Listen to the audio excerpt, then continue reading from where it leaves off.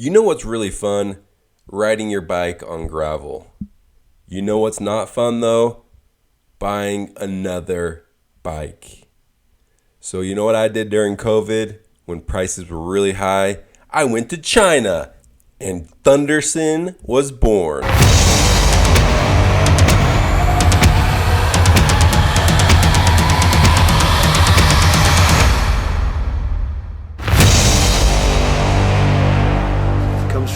China. That's why. It comes from China. I want to be accurate. Guys, I also want to be accurate, and that's why I'm going to break down this build. Like I said, it was during COVID, didn't want to pay top dollar for a frame, so pieced this together with some China parts, mixed with some legit parts, and I got Thunderson. Let's check it out. I had been wanting to buy a Chinese frame for a long time and figured this was a great opportunity during COVID when everything was super expensive. Still expensive, but anyways, I ended up with Velobuild because I had heard a couple really good reviews, and so I figured may as well give them a try. They were really competitively priced. I ended up with the GF-002. That's the frame here. This is the price I paid. And a couple things on why I purchased this one. They had an integrated bar and stem. I thought that was going to be cool. It actually sucks. Do not do that. Do the separate stem and bar. And then it also comes with a seat post as well. So for the money, it seemed like a really good value, and that's what I went with. Also, Velobuild has an option to send in custom artwork, and so that's how Thunderson was really born. I just went on to Photoshop and kind of mocked up the font and sent it over to them, and they did a really good job on the paint. I will say the paint, it's not clear coated. It doesn't seem like it's clear coated, and so it's starting, like if I hit a rock or something, it kind of chips up fairly easily, but the paint's actually pretty good for $60. I also went with a Velobuild gravel wheel set with the Novatech hubs. The Novatech hub is like kind of entry level, nothing super fancy, but good value. This is like my third set of Chinese wheels and second or third set of Novatech hubs with no issue really. Listen guys, this is when the build gets really fun. If you're gonna go Chinese, go full tilt. This is a 12-speed 9x50 Eagle X whatever knockoff. It works awesome. Also went with a gold chain. Sometimes I take it off the bike, put it around my neck for nights out on the town. For the saddle, this is similar to like a Specialized Power saddle, which I really like. This one's okay. It's the EC90 full carbon. It's whatever, gets the job done. I might switch it out later.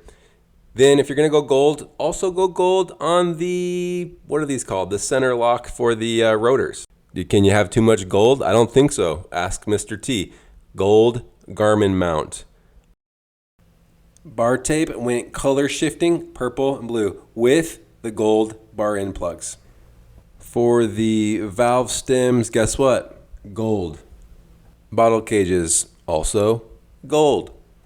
Buying fake parts and cheap carbon is fun until you have to buy legit stuff. So went force axis on the shifters, went the XX1 Ceram axis 12-speed for the derailleur, bottom bracket, power meter, crankset, and then these Schwalbe tires. That's kind of the stuff that's actually real, not knockoff, and stuff that costs real money.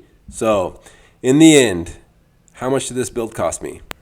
All right, guys, the moment you've all been waiting for. Let's add it all up. I'm going to do my best to add the AliExpress links of what I bought. But this is the frame, the wheels, everything I bought off AliExpress, plus the stuff I bought on eBay during the pandemic. It was like way overpriced, but whatever. I should have just bought some used mechanical stuff. That would have saved me a bunch of money. The fact that even during the pandemic and buying some of this stuff off AliExpress, it was over $2,700 is a little bit embarrassing, but at the end of the day, I'm fairly happy with this bike, but I do have two gripes. Let's jump into those. The first is the headset. What you see here isn't actually what you get from Velobuild. They've since fixed it. This is my kind of just trying to do away with the integrated bar and stem and just go buy an aftermarket bar and stem separated. It works a little bit better than what I had. But since then, they have fixed it. I have a friend that has this bike, and then a friend of a friend. They added a C bracket that goes into the headset that just firms it up. But without it, you get this. It's kind of just wonky and wobbly and just feels really loose and, I mean, not super rigid when you're riding it. So not great, but apparently that is fixed. The second thing is I'll call it like the recessed nut that goes for the through axles. One of mine rattled loose. They're screwed into the frame itself, and the screw fell out and the recessed nut fell out too. I've since put a new one back in, but I would recommend that if you get this bike, go get some Loctite and just Loctite those little recessed nuts into the frame, and shouldn't be a big deal.